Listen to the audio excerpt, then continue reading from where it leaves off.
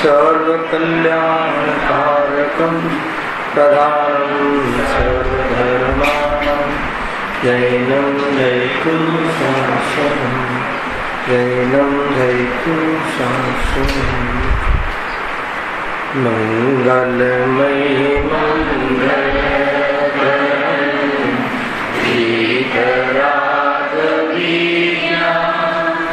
नमोताय जाते वै हरहन्ताय महान् करिमंगल करियो ग्रंथकरण मिले समाज पावे निज बदरा मिथ्या भावय भावती जे प्रगटे निज भाव हे जयवंत रहो सदा हे निज मोक्ष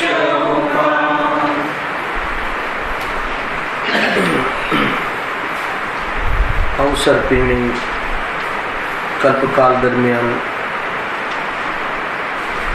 અહીંયા અંતિમ શાસક નાયક ભગવાન મહાવીરની આજે દિવ્ય દેશના પ્રગટ થઈ.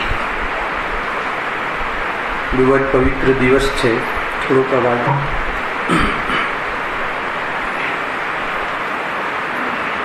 આજના દિને તીર્થની રચના થઈ હતી.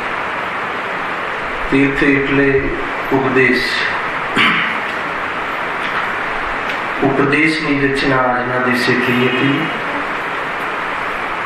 66 દિવસ કેવલ જ્ઞાન પછી 66 દિવસે ભગવાનની વાણી કરી. ઇન્દ્રવતી ગૌતમ નું આગવું થયું અને ભગવાનની વાણી કરી. તો કેટલો ક્રમ ખ્યાલમાં આવે છે. ચાહે વિકારી પર્યાય હોય કે અવિકારી પર્યાય હોય, એના સ્વકાર પહેલા થતી નથી.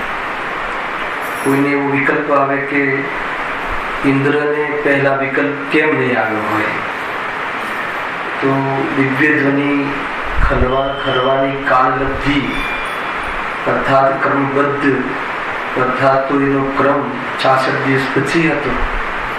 તો પહેલા કેવી રીતે વિકલ્પ આવે અર્થાત નિમિત્ત પણ ઉપસ્થિત થાય. ભગવાનની વાણીમાં એમની સાથે જે બન્યું ત્યાં જ ખ્યાલ આવે છે કે વસ્તુ કેવી સ્વતંત્ર છે. આજે હમણાં જ દિવ્ય ધ્વનિના ગીત ગાયા, પણ દિવ્ય ધ્વનિમાં શુદ્ધાત્માના ગીત ગાયા છે. તો તીર્થની રચના કેમ કહી? તીર્થ એટલે ઉપદેશ પણ થાય અને તીર્થ એટલે આત્મા પણ થાય.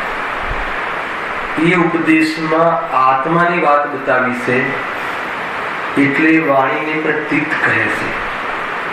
જીન વાણી, ભગવાનની વાણી, ભલે ત્યાં ભક્તિમાં જીન મુખથી કહે, એ તો આપણે મુખના નિમિત્તથી આપણે ત્યાં વાણી થાય છે. એટલે વાસ્તવમાં તો પૂરા શરીરના માધ્યમથી ઓમકાર ધ્વનિ નિરક્ષરી અર્થાત એક અક્ષરી વાણી કરે છે.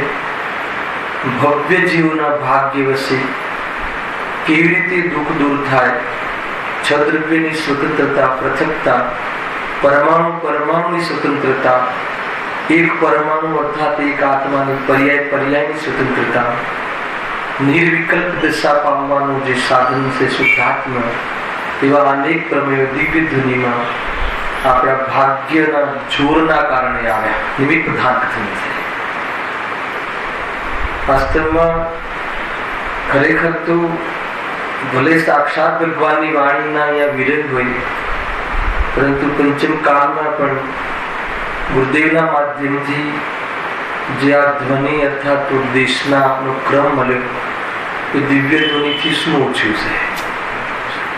દિવ્ય ધ્વનિના નિમિત્તમાં જે કાર્ય કરે છે એ જ કાર્ય આ ગુરુદેવની વાણી દરમિયાન અનેક દિવ્ય ધ્વનિના જ્ઞાનીઓના હૃદયના રહસ્ય ખોલ્યા વસ્તુના સ્વરૂપનું પેટ બતાવ્યું, આત્માની અનુભૂતિની વિધિ બતાવી, રાગ દ્વેષ સ્વભાવનો અંશ નથી, હોય ખરો પણ સ્વભાવનાથી જુદો છે, એવા અનેક પ્રકારના ભેદ જ્ઞાન દ્વારા, જળહળ જ્યોતિ દ્વારા આત્માનું દર્શન કરાવવામાં નિમિત્ત પણ એમાં શું કમી છે?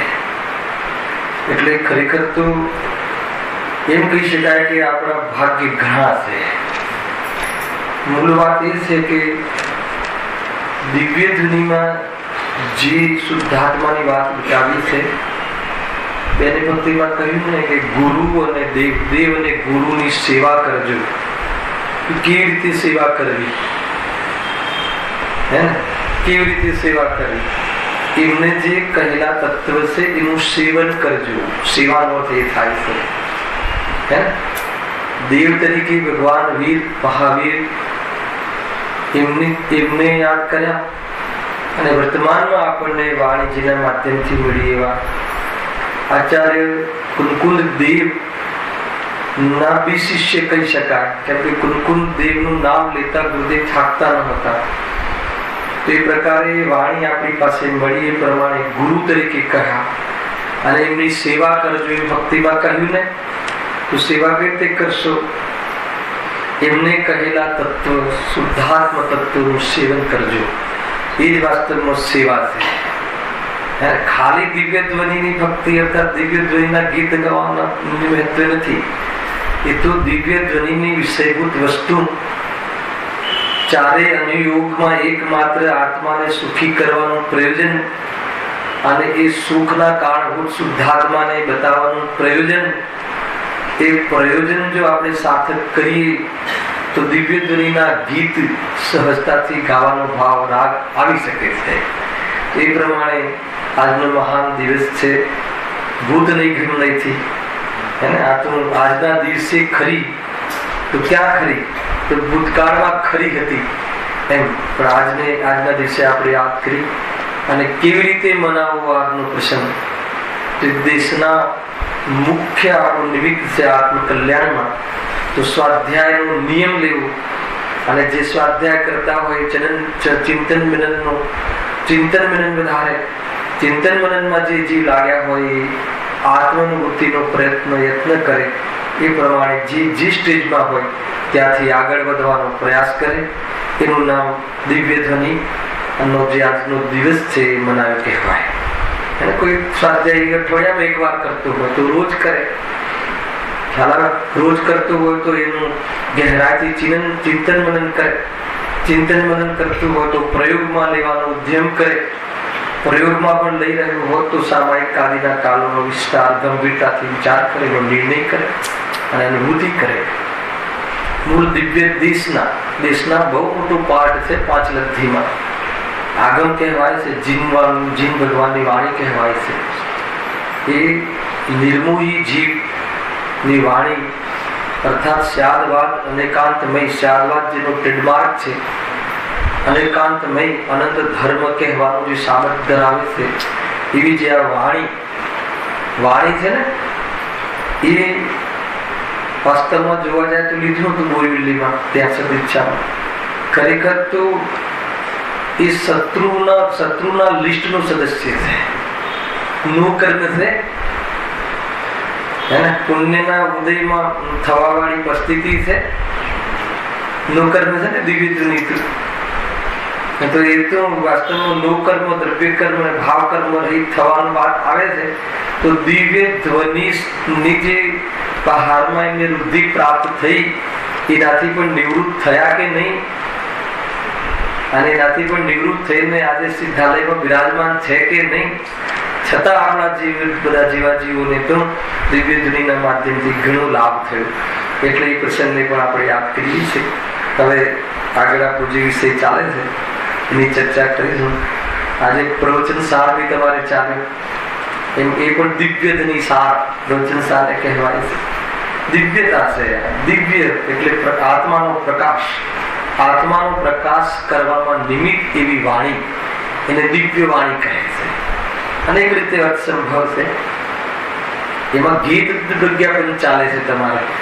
ગીત તત્વ પ્રજ્ઞાપનમાં પણ વિશેષ અધિકાર કયો ચાલે રાજેશભાઈ? વિશેષ અધિકાર.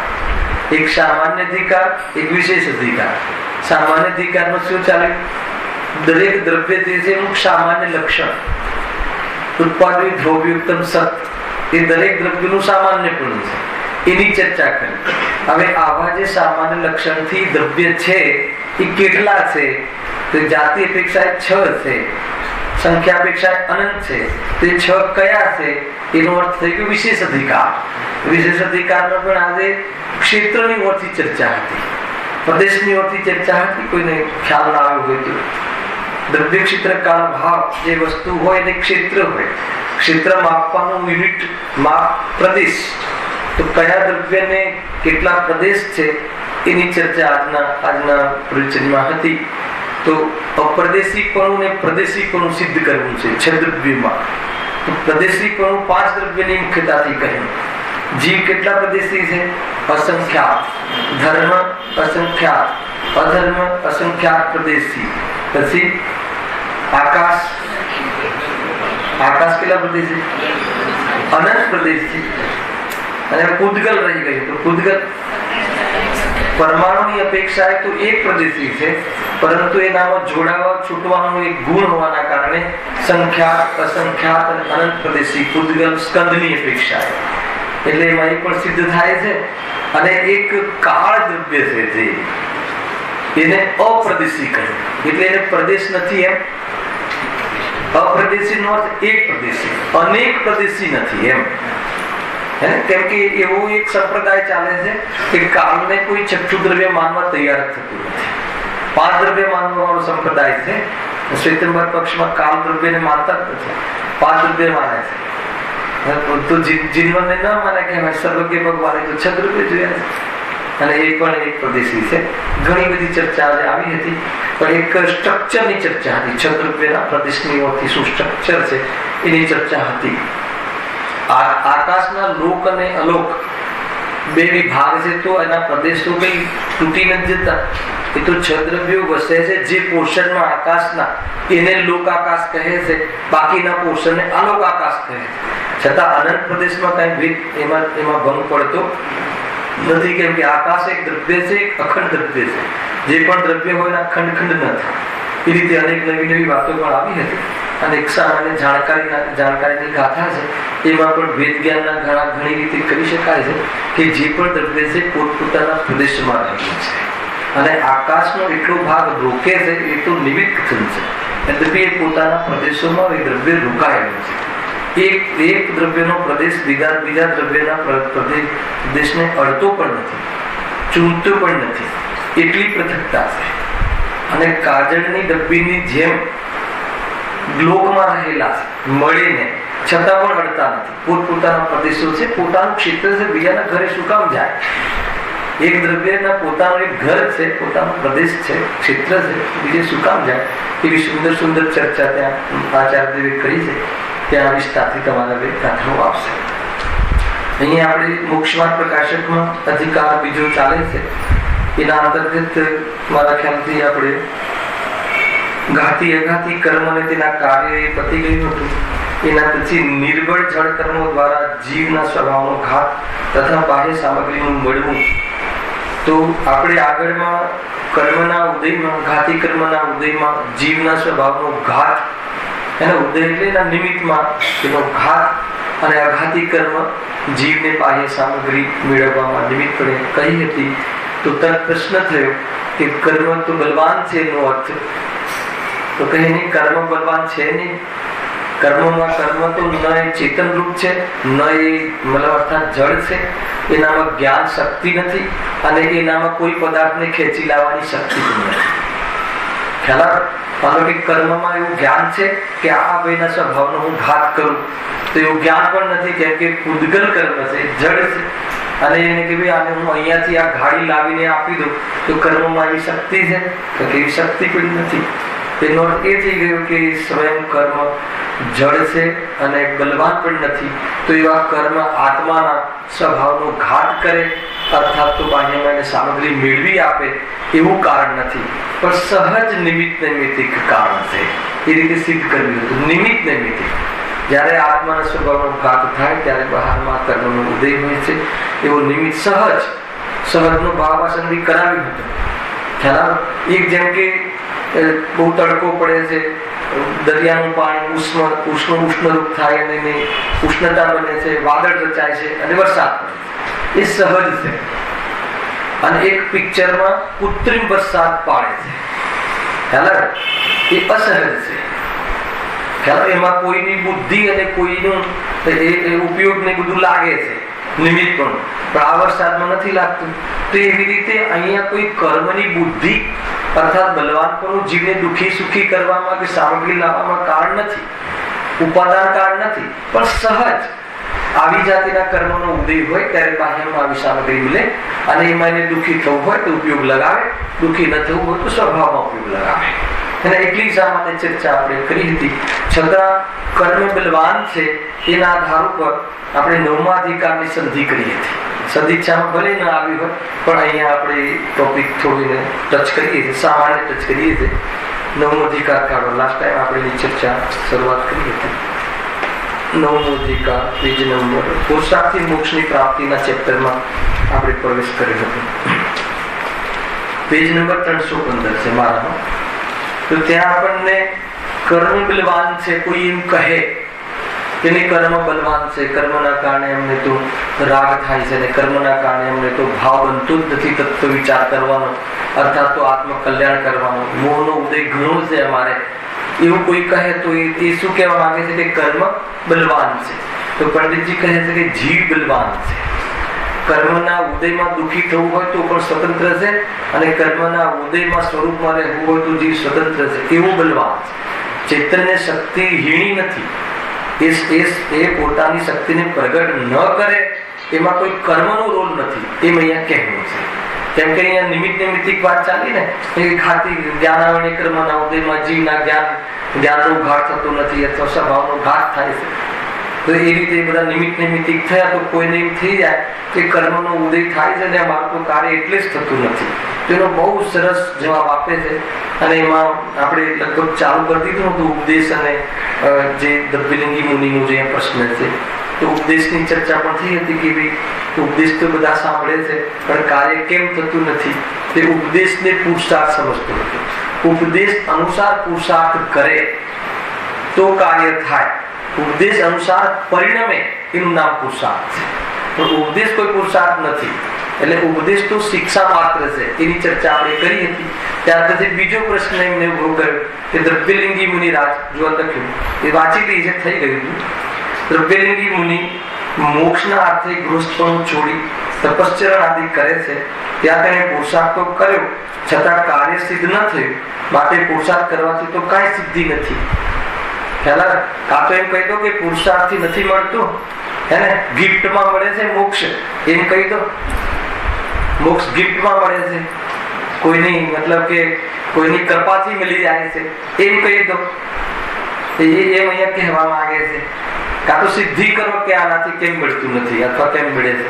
તો બહુ સરસ જવાબ આપે છે. તેની બી ચર્ચા આપણે લાસ્ટ ટાઈમ કરી હતી કે ભાઈ એ જે બહારમાં વ્રતાદિના ભાવ આવે છે, બહારમાં જે વસ્તુના ત્યાગના ભાવ આવે છે એ તો સ્વભાવ છે. ખ્યાલમાં એ કોઈ વિતરાગ ભાવ નથી. એમ અહીંયા કહ્યું. ખાલી એટલું વાંચી દઈએ છીએ. અન્યથા પુરુષાર્થ કરી ફળ ઈચ્છે છે પણ તેથી કેવી રીતે ફળ સિદ્ધિ થાય? તપશ્ચરણ આદિ વ્યવહાર સાધનમાં અનુરાગી થઈ પ્રવર્તવાનું ફળ શાસ્ત્રમાં તો સુબંધ કર્યું છે અને આ તેનાથી મોક્ષ ઈચ્છે છે તે કેવી રીતે થાય? એ તો ભ્રમ છે. ભ્રમ એટલે શું? મિથ્યાત્વ. એ તો કે મિથ્યાત્વ છે. એ ક્રિયાઓ હોય, સ્વાધ્યાય પહેલા ઉપદેશ લીધો, પછી જડ ક્રિયાઓ અને શુભ રાગ લીધો. એ જ્ઞાની ધર્માત્માને પણ ઉપદેશ સાંભળવાનું હોય છે. જ્ઞાની ધર્માત્મા પણ બહારમાં એ વિતરાગતાની સાથે સાથે બહારમાં આવી રીતે કસાયની મર્યાદામાં તપશ્ચરણ આદિ વ્રત અનુવ્રત મહાવ્રત આદિ ક્રિયાઓ અને કસાયની મનતામાં એવી જાતિના સ્વભાવ હોય છે. એની ના નથી, પરંતુ એ સ્વભાવને તું જ્ઞાની એમ જાણે છે કે આ બંધનું કારણ છે.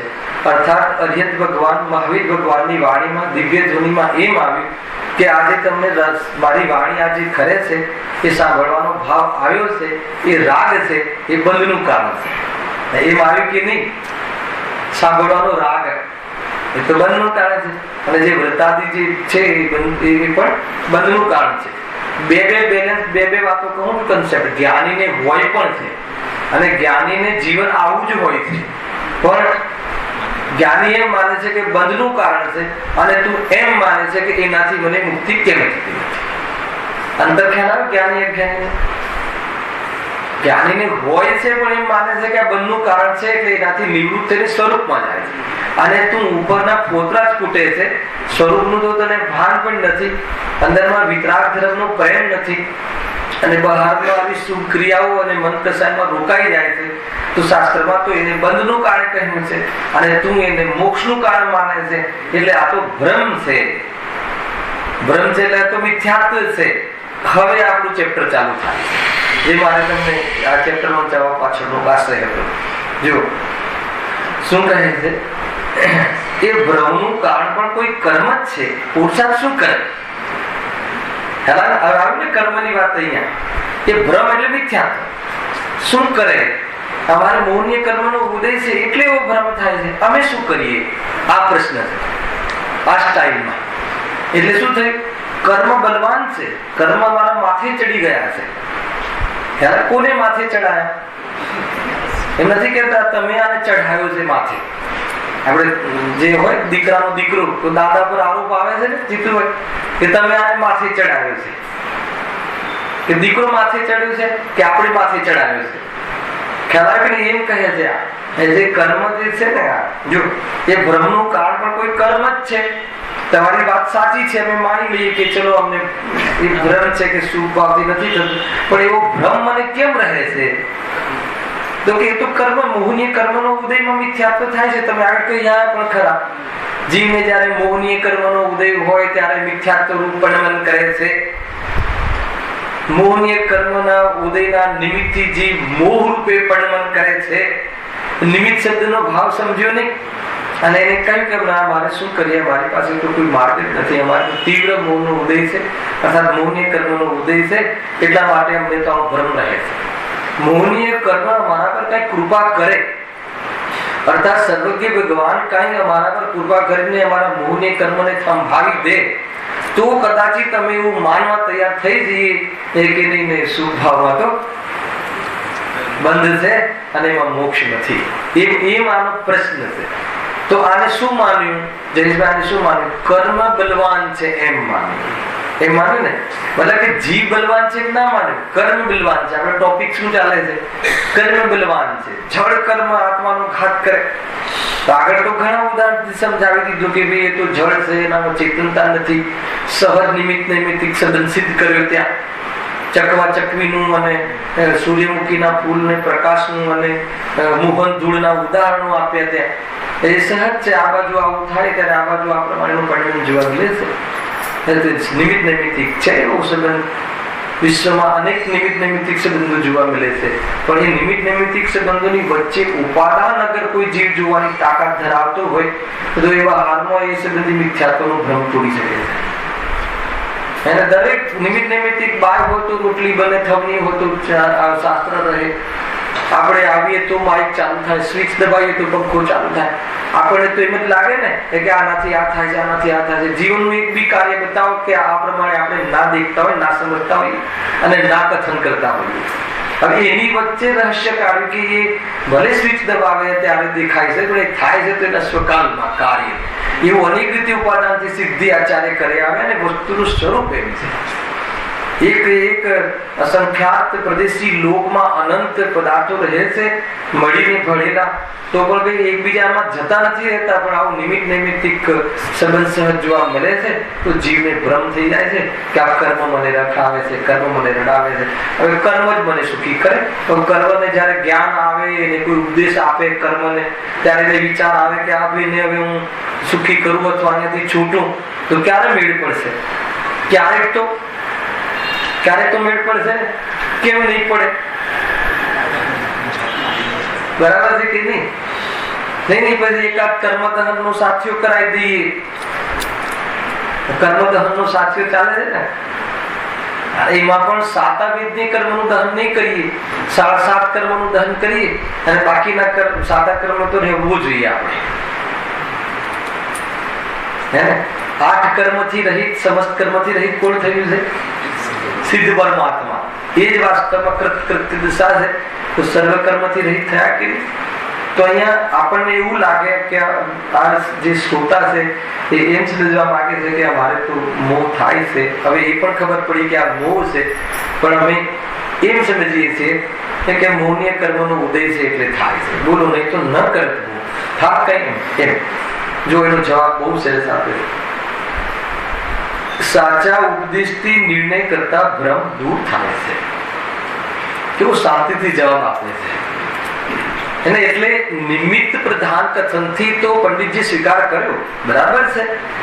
એની વાત એને એમ ન કીધું કે નહીં પૂતગલ કર્મ તો જડ છે, જડ ચેતનનું કરતા નથી, હે ને? મને એકદમ જોશમાં એમ ન કીધું. પરમાર્થી તો એમ જ છે, પરમાર્થી તો એમ જ છે. કર્મ જડ છે, ચેતનનું શું બગાડે? પણ એમ ન કીધું, કેમ કે એક નિમિત્ત પક્ષ પણ છે ને. વાત બરાબર છે. મોહને કર્મનો ઉદય હોય ત્યારે જીવ દુઃખી તો થાય છે, જીવ મોહ કરે છે, અર્થાત મોહરૂપ પરિણમિત થાય છે. એમ અહીંયા કહ્યું. પણ એ શું કહે છે કે સાચા ઉપદેશથી નિર્ણય કરતા ભ્રમ દૂર થાય છે. બહુ મોટી વાત છે કે મોહનીય કર્મના ઉદયમાં ભ્રમ થવાના કાળમાં પણ જ્ઞાન એક સાધન એવું છે કે સાચો ઉપદેશ સાંભળે તો એને એ ભ્રમ દૂર કરવાનો ઉપાય એના હાથમાં છે. બહુ ઊંચી વાત કરી. આ ખ્યાલમાં આવે ચિંતન. એમ ના કહ્યું કે નહીં કર્મના ઉદયથી થાય છે, એમ તો ક્યાંથી કહે? કર્મ કરાવે છે એમ તો ક્યાંથી કહે? અને એમ પણ કઈ રીતે કહે કે કર્મના ઉદયમાં જીવ મોહરૂપ પરિણમિત થતો? એમ પણ કહે મોહરૂપ પરિણમિત થાય છે. એકદમ પરફેક્ટ વાત છે. પહેલા સ્વીકાર કરે છે કે એકદમ તારી વાત સાચી છે કે મોહનીય કર્મનો ઉદય હોય અને જીવ મોહ કરે છે. મોહ કરે છે, પણ એવા જીવને પણ ખ્યાલ જીતુભાઈ સાચો ઉપદેશ સાંભળીને ભ્રમ દૂર થઈ શકે છે. બહુ ઊંચી વાત કરી. એનો અર્થ એ થઈ ગયો કે ભ્રમના કાળમાં ભ્રમ હોય એ વખતે એની પાસે જ્ઞાન દિવ્યતા, દિવ્ય છે, જ્ઞાન દિવ્ય છે આપણું એ વખતે. અને આપણી પાસે તો પ્રગટ શક્તિ પણ છે, સંગીત પંચેન્દ્રિય છે. ઉપદેશના માધ્યમથી એક એક શબ્દ ચૂકે નહીં.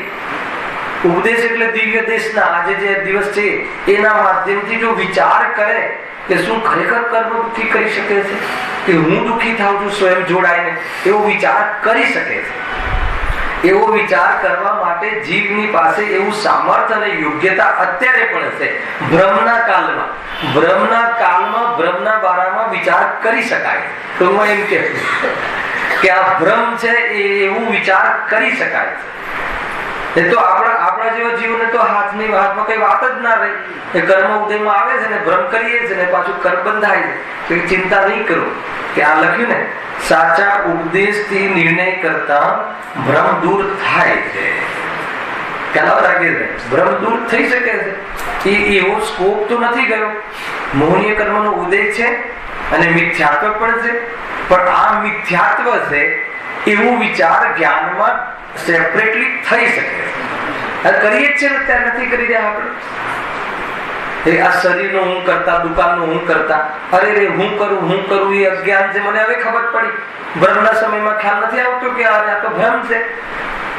કયા માધ્યમથી કહ્યું? હાલ અનુભૂતિમાં ભલે નથી, પણ આગમના માધ્યમથી વિચાર બુદ્ધિથી જ્ઞાનમાં નિર્ણય કરવાનો પ્રયાસ તો ચાલુ છે કે વાત તો સાચી છે. ભલે એ વખતે માન્યતા તૂટી નથી હિતેશભાઈ કે દુકાન હું ચલાવું છું અત્યારે એક ટકો પણ તમે એમાં તમારો સુધારો નથી થયો માનવા. પણ કોઈ કહે કે દુકાન તું કઈ રીતે ચલાવે છે? દુકાન ચલાવતો હોય તો નફો કેટલો કરે છે? કે બસ આમ આ વર્ષે તો નુકસાન થયું. તો તું નુકસાન કરવા દુકાન ચલાવે છે? ના, નફો કરવા. તો કેમ નફો કરતો નથી? હવે એનો જવાબ, જો તું ચલાવતો હોત તો નુકસાનમાં ચલાવે કોઈ? નફામાં કેમ ચલાવતો નથી? ઓર કોઈ કહે શૈલેષભાઈ કહે આ તો નફો થાય છે. કેટલો થાય છે? 1 કરોડ નો થાય. બસ 1 કરોડ નો થાય છે. ઓલો ભાઈ તો 100 કરોડ કમાય છે. તમારે કેમ થતા નથી? જવાબ આ પ્રશ્નના જવાબ લઈને આવજો નેક્સ્ટ ડે. એ છેલ્લે એ તમારે નક્કી કરવું પડશે કે હું નથી ચલાવી શકતો. ખ્યાલ આવે કે નહીં? જ્ઞાનમાં નિર્ણય થઈ શકશે કે નથી ચલાવી શકતો. બહેનોમાં માટે પણ ક્યારેક દાળ ઢોકળી સુધરે છે, ક્યારેક બગડે છે, ક્યારેક બરાબર સુધરે છે, ક્યારેક નથી સુધરતું. તો કે એનો શું જવાબ છે? ક્યારેક ગોળ બને છે, ક્યારેક રોટલી પતલી બને છે, ક્યારેક મોટી બને છે.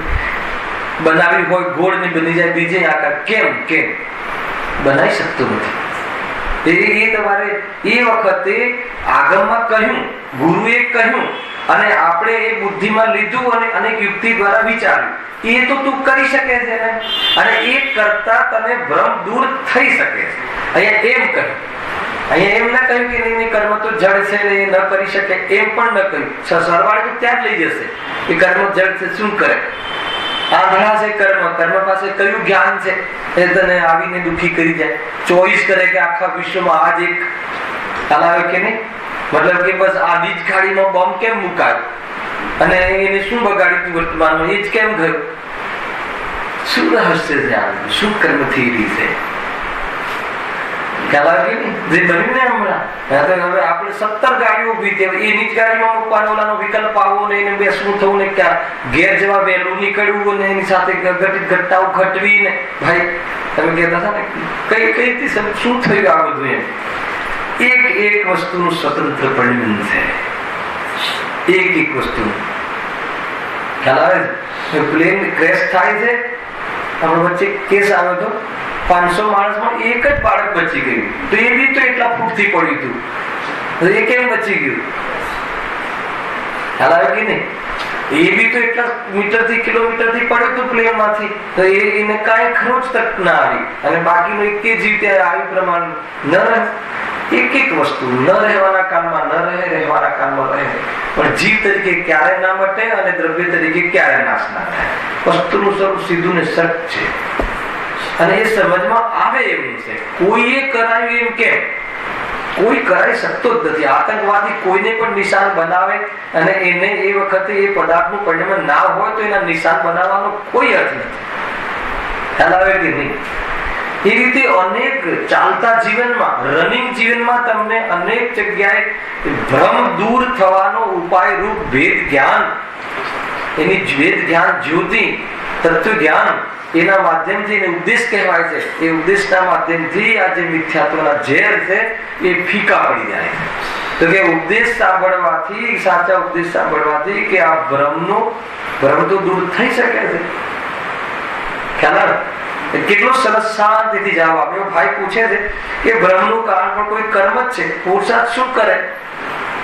કર્મ ફર્મ નથી કે જો અમે બતાવીએ શું થાય છે. જો સાચા ઉપદેશથી નિર્ણય કરતા ભ્રમ દૂર થાય છે, પરંતુ આ તેઓ પુરુષાર્થ કરતો નથી, તેથી જ ભ્રમ રહે છે. ખ્યાલ કેવો પુરુષાર્થ નથી કરતો?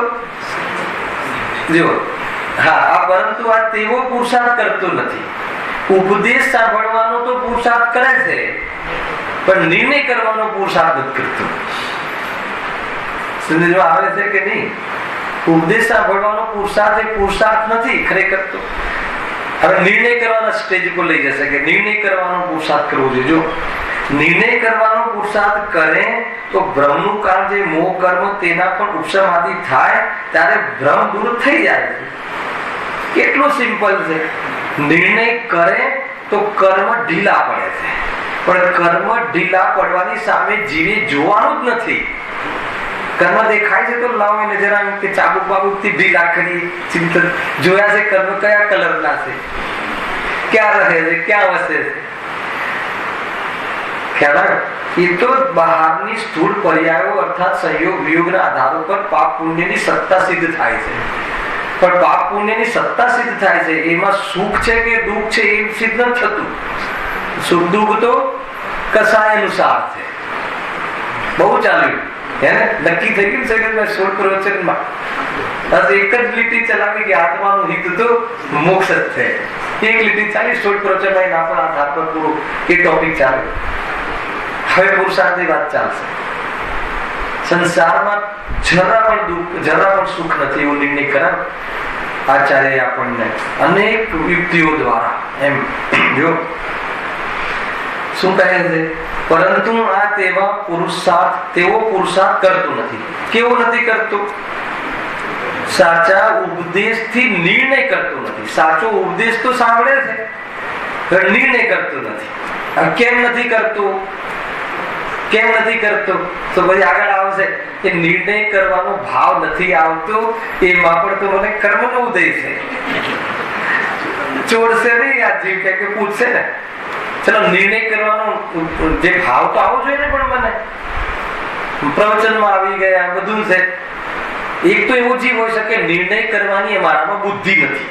એક તો એવો જીવ પણ હોઈ શકે, કોઈ એમ કહે કે નહીં, નિર્ણય કરવાનું અમારું જ્ઞાન તો હોવું જોઈએ ને, એટલો જ્ઞાનનો ઘાટો હોવો જોઈએ ને, એવો જીવ હોવો જોઈએ, તો હોઈ શકે. અને એવો જીવ હોઈ શકે કે નહીં, બુદ્ધિ છે, બધું છે, પણ ખબર નહીં, ભાવ જ નથી થતો, મન જ નથી થતું. કેમ? તો કે વારે વાર કર્મનો ઉદય છે, એટલે થકવી નાખે સામે વાળા વક્તાને કે નહીં. પણ વક્તા તો કોણ છે? પંડિત ટુડલમલજી.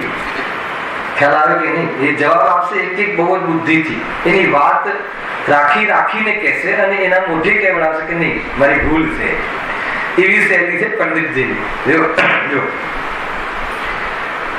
હા, પરંતુ તેઓ પુરુષાર્થ કરતો નથી, તેથી જ ભ્રમ રહે છે. નિર્ણય કરવાનો પુરુષાર્થ કરે, પહેલા તો એમને સિદ્ધાંત બતાવી દીધું કે નિર્ણય કરવાનો પુરુષાર્થ કરે તો ભ્રમનું કારણ જે મોહ કર્મ, તેના પણ ઉપશમાદી થાય. જો નિર્ણય કરે તો મોહમંદ થાય. મોહમંદ એને જ કહેવાય કે જે તત્વનો નિર્ણય કરે. ખ્યાલ? મોહનો મંદતા નો અર્થ જ એ છે કે તત્વના નિર્ણય કરવાનો પ્રયાસ કરે. મોહની અતિમંદતામાં તત્વનો નિર્ણય થાય અને મોહના અભાવમાં એ રીતે પરિણમન થાય. 3 સ્ટેપ ખ્યાલ? નિમિત્તની પ્રધાનતાથી કથન કહીએ તો મોહ મંદ હોય તો તત્વ નિર્ણય કરવાનો પ્રયાસ કરે, એટલે એના વિરોધમાં ના ઉભો રહે. ના, એ તો થતું હશે. જો ને દુનિયામાં બધા પૈસાથી સુખી દેખાય છે, ધનથી સુખી દેખાય છે, અને જો મોહ મંદ હોય તો ગુરુ કહે એ પ્રમાણે એનો વિચાર કરવાનો પ્રયાસ કરે. ખ્યાલ? અને અતિ મોહમંદ હોય, પ્રાયોગિક લબ્ધિ લેવલનું, પ્રાયોગિક લબ્ધિ લેવલમાં ત્યાં નિર્ણય થાય છે. આવ્યું હતું ને બેને કહ્યું હતું તે પ્રાયોગિક લબ્ધિના કાળમાં એને નિર્ણય થાય. એ વખતે અંતકોળાકોળી થઈ જાય, કર્મની સ્થિતિ નિર્ણય થઈ જાય છે, હજુ અનુભૂતિ નહીં. અતિ મોહમંદ થાય ત્યારે, અને મોહનો નાશ થઈ જાય, મોહ પરિણામનો નાસ્તિક કથન છે, ત્યારે એ રીતે પરિણમન થઈ જાય. એ જ પુરુષાર્થ છે સાચો. પરિણમન થવું એ જ પુરુષાર્થ છે. પુરુષાર્થની ચર્ચા જબરજસ્ત કરીશું, આપણે નક્કી કર્યું છે એ પ્રમાણે. અહીંયા તો આવશે 9મા અધિકાર. વચ્ચે આવી રીતે આપણે લઈએ જ છે, સંધિ તો કરીએ જ છીએ. એમ જો નિર્ણય કરવાનો પુરુષાર્થ કરે તો ભ્રમનું કારણ, આ કયું કારણ? અહીંયા બધું શીખવાડી દીધું રાજેશભાઈ. નિર્ણય કરવાનો પુરુષાર્થ કરે તો ભ્રમનું કારણ, કયું કારણ? નિમિત્ત કારણ, મોહ કર્મ. જે મોહ કર્મ લીધું ને એ, અને ભ્રમનું ઉપાદાન કારણ કયું? સ્વયં ભ્રમ. મોહ રાગદ્વેષ સ્વયં પરિણામ, અશુદ્ધ ઉપાદાન. અને એને દૂર કરવાનું નિમિત્ત કારણ કયું? એને દૂર કરવાનું નિમિત્ત કારણ તત્વનો નિર્ણય, અને એનો નાશ કરવાનું ઉપાદાન કારણ કયું? સ્વભાવનો આશ્રય. સમજ આવ્યું કે ન આવ્યું? ખ્યાલ? આમ જોઈએ તો આ રીતે માનો કઈ કહ્યું ને કે ભાઈ નિર્ણય કરવાનો પુરુષાર્થ કરે તો ભ્રમનું કારણ, મિથ્યાત્વનું કારણ કોણ? જેને લઈને પ્રશ્ન કર્યો છે કે મારા પાસે મોહની કર્મ છે, સત્તામાં બી થોક બંધ છે અને ઉદયમાં આવી રહ્યું છે, તો એ નિમિત્ત કારણ. નિર્ણય કરે તો ભ્રમનું કારણ મોહ કર્મ, તો ભ્રમનું નિમિત્ત કારણ, તો ભ્રમનું ઉપાદાન કારણ કોણ? તો કે સ્વયં મોહ રાગ દ્વેષ, અશુદ્ધ ઉપાદાન, એ ભ્રમ સ્વયં. એ રીતે તો હવે ભ્રમ દૂર થવાનું નિમિત્ત કારણ કોણ?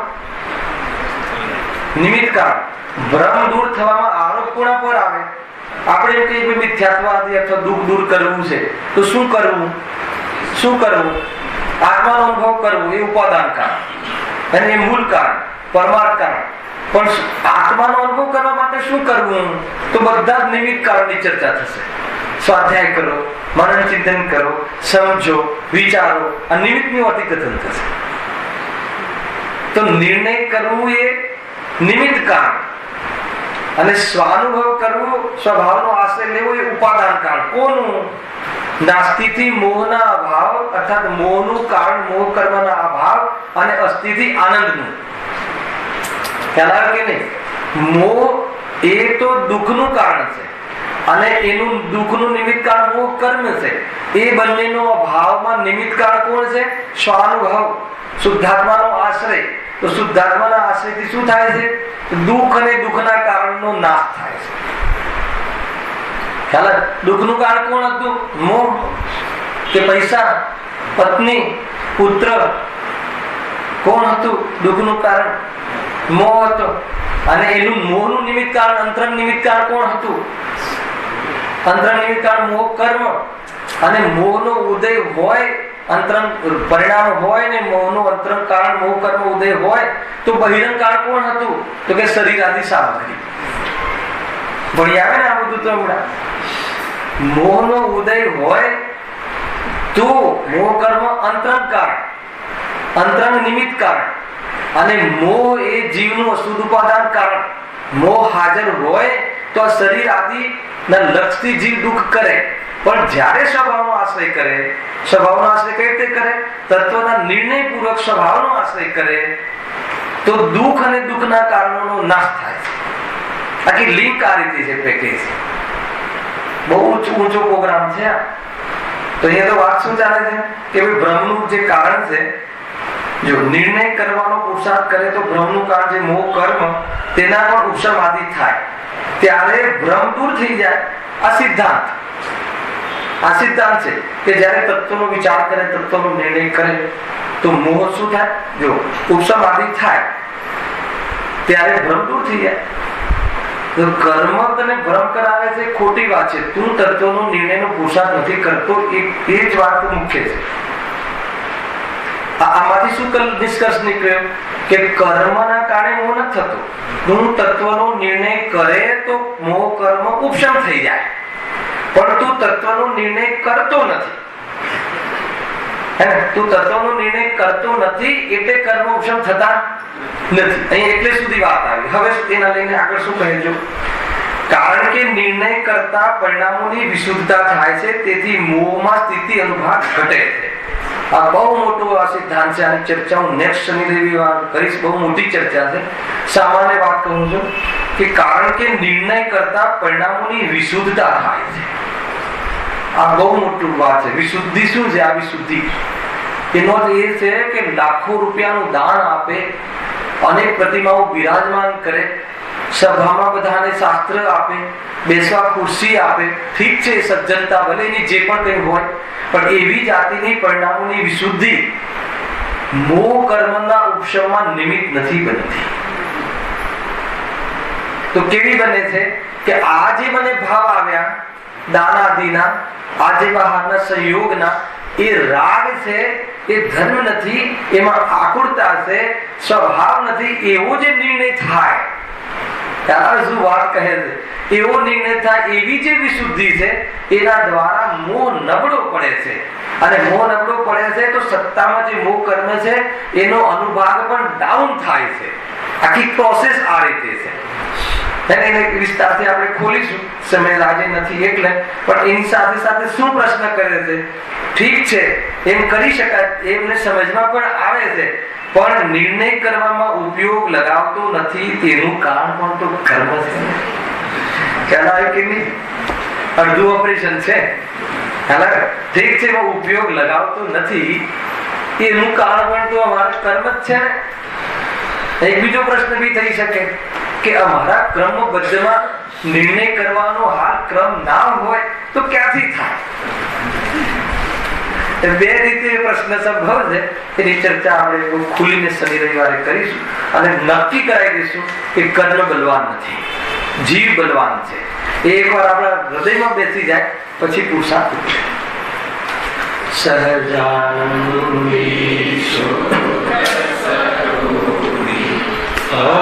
અવિનાશી આત્મ સ્વરૂપ